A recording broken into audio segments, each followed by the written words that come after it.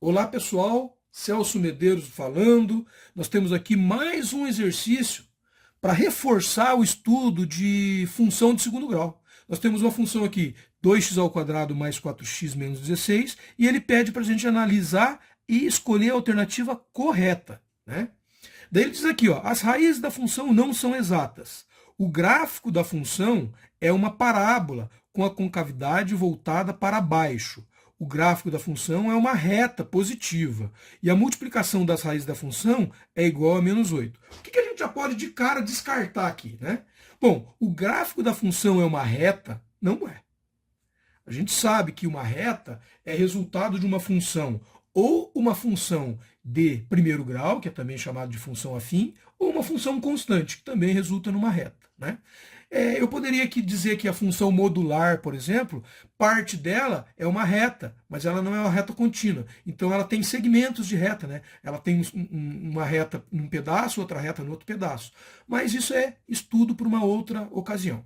Bom, então essa aqui eu posso dizer que é falsa. A letra B ele diz assim, o gráfico da função é uma parábola. Opa, é uma parábola mesmo, porque o x² é uma equação de segundo grau, então vai resultar uma parábola. Só que essa parábola pode ser com a concavidade voltada para baixo ou com a concavidade voltada para cima. Como que eu sei isso? Se o meu a, que é o meu coeficiente aqui, que é 2, fosse negativo, seria voltada para baixo. Como ele é positivo, é mais 2, então essa aqui eu posso garantir que está falso. Por quê? Porque não tem jeito de uma equação de segundo grau que tem o coeficiente a positivo ter uma parábola com concavidade para baixo. Com certeza a parábola é com concavidade para cima. Teria um formato mais ou menos assim no meu plano cartesiano, certo? Beleza, então aqui sobrou duas respostas que eu vou ter que descobrir as raízes, né? Porque ele diz aqui que as raízes não são exatas, e ele diz que a multiplicação das raízes é igual a menos 8. Então, para eu saber se uma dessas duas está certa, eu vou ter que fazer as raízes dessa função. O que é fazer as raízes da função, pessoal?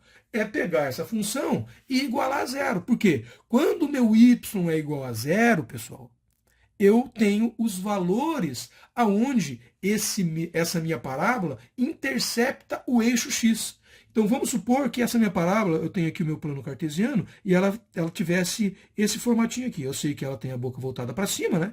As raízes são esses dois pontos aqui, ó, onde eles cruzaram o eixo x. E como eu faço isso? Ora, esses pontos aqui são exatamente aonde y, que é o eixo y aqui, o eixo vertical, é igual a zero. Então, se eu pegar essa função aqui e igualar a zero, eu vou poder achar as raízes.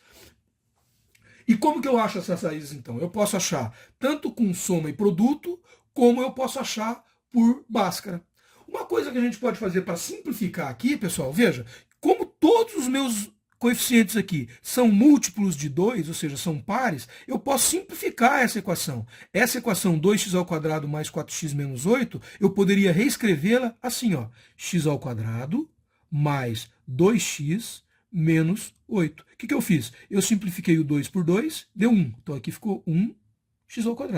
Eu simplifiquei o 4 por 2, deu 2. Aqui ficou 2x. E eu simplifiquei o menos 16 por 2, deu menos 8. Então, eu vou pegar essa expressão aqui e vou trabalhar com ela. Por quê? Ela é mais simples de trabalhar, tem o coeficiente angular 1 aqui, né? Fica mais fácil, né? Professor, mas eu prefiro trabalhar sem fazer a simplificação. Sem problema. É um outro caminho, você vai chegar no mesmo resultado. Ok? Então, vamos pegar essa equação e vou igualar ela a zero. Por que eu vou igualar a zero? Porque eu quero saber as raízes. As raízes eu igualo a zero. Por quê? As raízes são exatamente os pontos onde y é igual a zero. Esses dois pontos aqui, né? Então vamos lá. Essa equação de segundo grau, essa parábola, né? Essa função quadrática, né? Ela pode ser resolvida por soma e produto e também pode ser resolvida por Bhaskara. Vamos ver se a gente consegue resolver por soma e produto, né? Então vamos lá. Soma e produto eu tenho que saber as formulazinhas de qual que é a soma e qual que é o produto. A soma, pessoal, é igual a menos b divididos por a. E o produto é igual a c divididos por a. Eu tenho um macetinho ridículo, né? Que é esses macetinhos que a gente não esquece, né? E é ridículo mesmo, mas é do ridículo que o nosso cérebro acaba guardando por algum motivo, que deve ter algum estudo que explica por quê, né?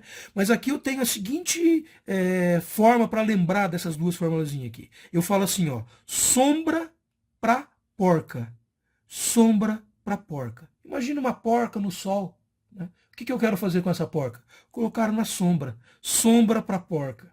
É ridículo, né, pessoal? Mas veja, isso faz com que eu nunca esqueça dessas formulazinhas aqui.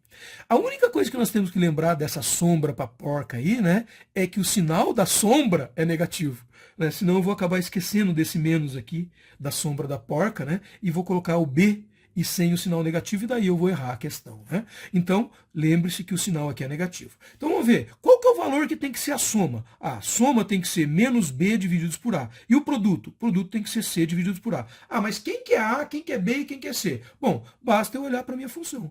Aqui eu tenho que o A é aquele cara que está junto com o x ao quadrado. Então, eu tenho que o A é igual a 1. Aqui eu tenho que o B é aquele cara que está junto com o x. Ah, então o B é igual a 2. E aqui eu tenho C, é aquele cara que está sozinho, que é também chamado de termo independente. Então o meu C é igual a menos 8.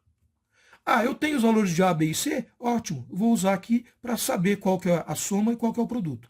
Bom, a soma é menos B dividido por A. O A é 1, então menos B é menos o 2. Menos o 2. Então a soma tem que dar menos 2. E o produto? O produto é C dividido por A. O A é 1, então é o próprio C, né? C é menos 8.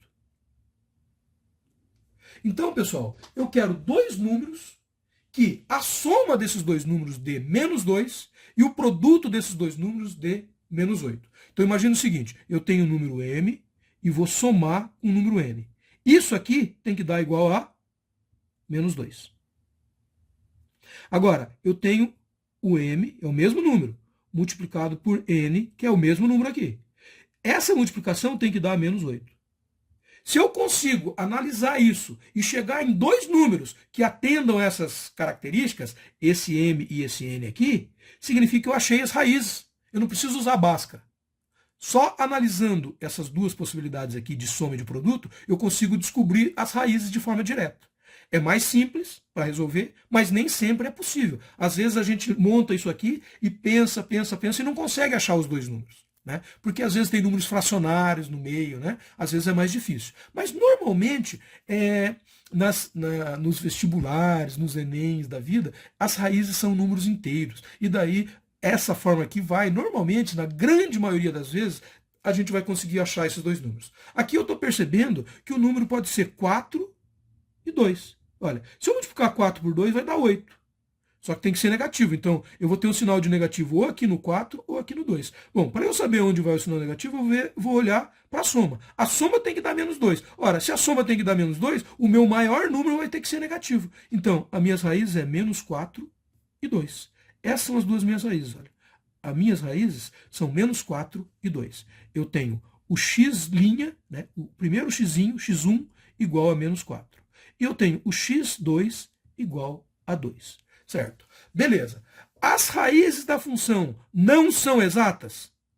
Elas são exatas, né, pessoal? Não seria exata se desse dado assim, 2,5. Daí não seria exata. Elas são exatas. E aqui ele diz, a multiplicação das raízes da função é igual a menos 8? Se eu pegar aqui e multiplicar, vai dar menos 8? Vai, menos 8. Olha aí.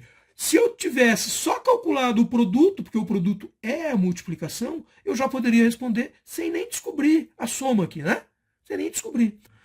A resposta, então, é a resposta da letra D. A letra D. Né? D de demais. A matemática é demais. Espero que tenham gostado. Até uma próxima.